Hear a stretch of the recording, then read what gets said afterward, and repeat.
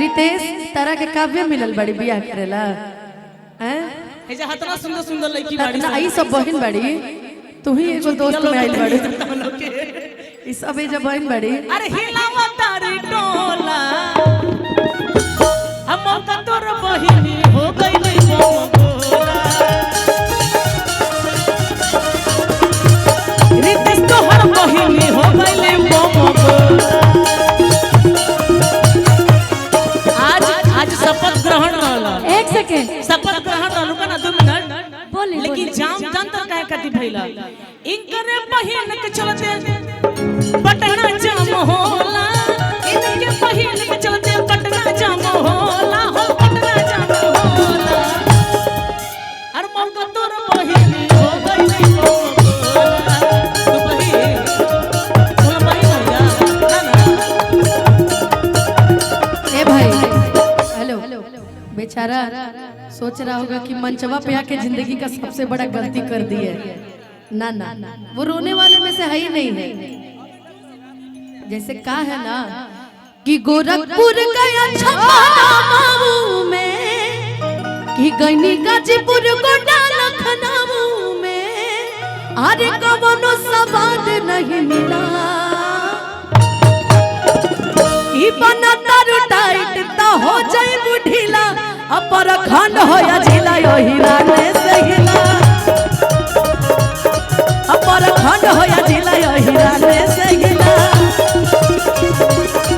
ए भाई जैसे का हो सुनी कि हमर भी यहाँ के भाई भी कही ना इतार वर्ड बड़ा वायरल बा अहिरान वाला ठीक न तो हम खुद कोई भी बाहुबली हो धेल लिया जाएगा हम वैसे ही वायरल बनी तो वर्ड काहे ना वायरल होई। समझा रही हूँ प्यार से समझ जाइए नहीं तो रेल दिया जाएगा समझा रहे हैं प्यार से समझ जाइए नहीं तो रेल दिया जाएगा नजर रात भर मिलाओ वही रान से नजर रात भर मिलाओ वही रान से भोरे नंबरी ले जाइए देवान के। भाई एकता में ताकत होला अकेले हम मैंने से हो जाए तो हम हो लड़की कर से बड़ी का लड़की और नहीं नहीं ना ना आज कोई पैरवी काम नहीं करेगा इनका कहो कि हथिया हथिया सोर कोइला हथिया हथिया सोर कैला हथिया हथिया सोर कोइला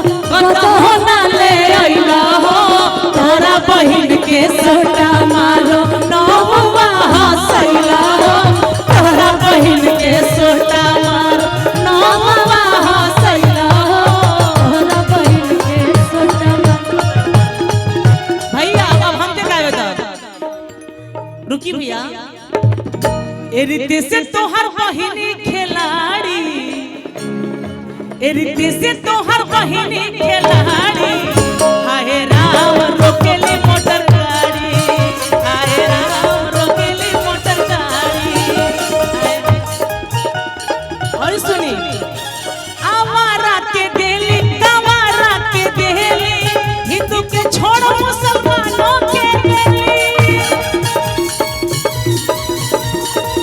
हिंदू के और ये करे ना गया में साया थी हली उघारी गया में साया थी हली उघारी हाय राम हाय राम रोकेली मोटर गाड़ी हाय राम जैसे कहा है ना 1 मिनट आज जितना भी कलाकार जरूर देखा था नहीं आज सब मुकेश भैया की बहने आइल बा तहार पक्ष से केहू नहीं खियाई सब अपना बड़ भाई के तिलक में आइल बा बाराते में तहरा तरफ से शामिल हो जाए का दिक्कत बा इहे मुहावा पान खाला इहे मुहावा चप्पल जी इहे मुहावा पान खाला इहे मुहावा चप्पल जी बतावे रानी छिनरो चाटे आइलू बोतल जी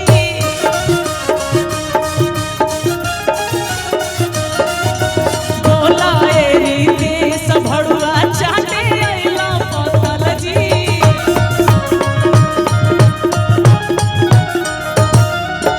रहरी के तीन पता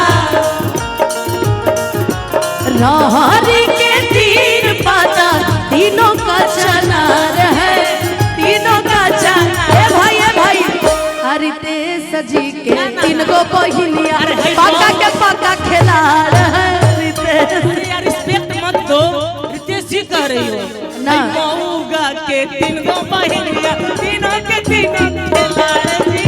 हेलो अरे काहे के क्या बाहर लगते हैं ना, बाहर लगते हैं तो मेरा हो जाएगा, घरवाली हो जाएगा ना, घरवाली हो जाएगा ना, घरवाली बन जाइए। घरवाली अच्छा लगा ना।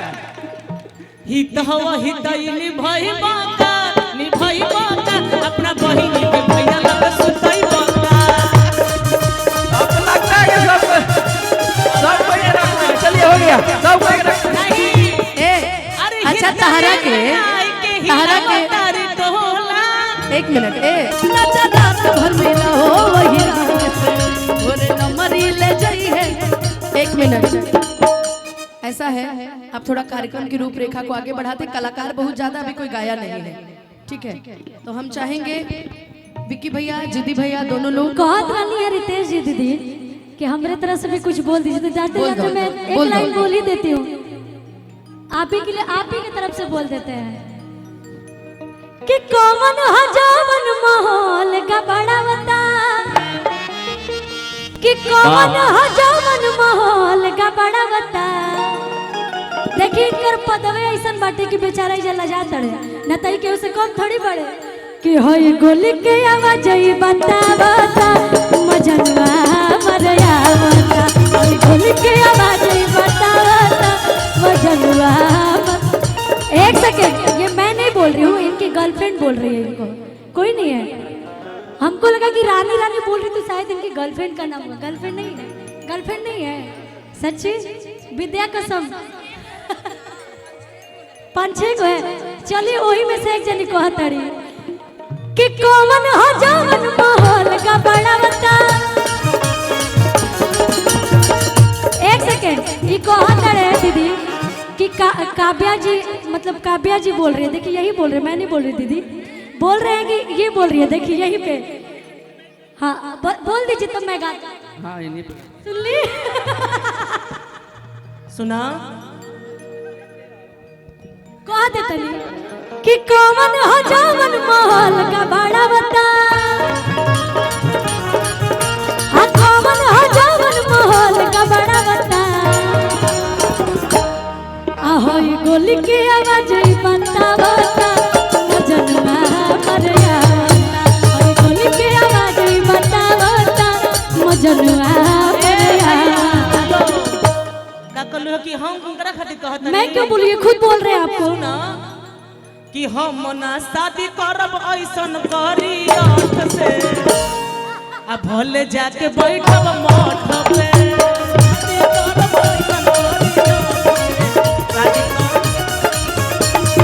शादी करब ऐसन करी आँख पे, भले जाके बैठब मठ पे। भैया भैया डोरा इतना हैंडसम भाई के नहीं, अगर हैंडसम भाई के रोरा ऐसे कहता नहीं। हाँ हम बहन बन गए। बहन बनबू तो गाड़ी सुनी हो। सुना सुना सुना वहाँ के ऐसा बात ना है कि इनके जैसन हैंडसम हीरो और ना दादा। ए भैया कि बोला कहवा पैबू हो। ए हम नहीं की कहत, ई रितेश हम कहता कहता है। नहीं, यहाँ के पार्टी से कि माई के पातो करे जा तो के बनाइबो, अरे माई के पातो करे जा तो के बनाइबो। हमारा जैसन हैंडसम हीरो, हमारा जैसन हैंडसम हीरो कहवा पैबू हो। माई के पातो करे जा तो के बनाइबो, माई के पातो करे जा तो के। ए भैया हम एगो शिवानी बात कहो। तहार बारी बा, अब तू गवा, हमने के नीचे बैठे भैया संबोधित करी है। हाँ तू कि तो भगवे करवा करे जा हमर फाटे, वाह कि छोटी छोटी बात पहिला गथाड़ी डांटे। और इतना काहे गुस्सा करत नहीं है, जितना सब बा सब इन्हीं के न बा। कि धनी हो सब धन तोहरे नु बाटे। अटेंशन फ्री रही। प्यार समुंदर से गहरे नु बाटे। हेलो, अभी हम लोग तिलक उत्सव में आए हैं, तो ये तो हमारी परंपरा है। तिलकहरू दरवाजे पे आते हैं तो ये परंपरा चली आ रही है। और काव्या जी और अनुपमा जी, खुशी जी, शिवानी जी, उस परंपरा को हमने जीवंत किया है। अब थोड़ा सा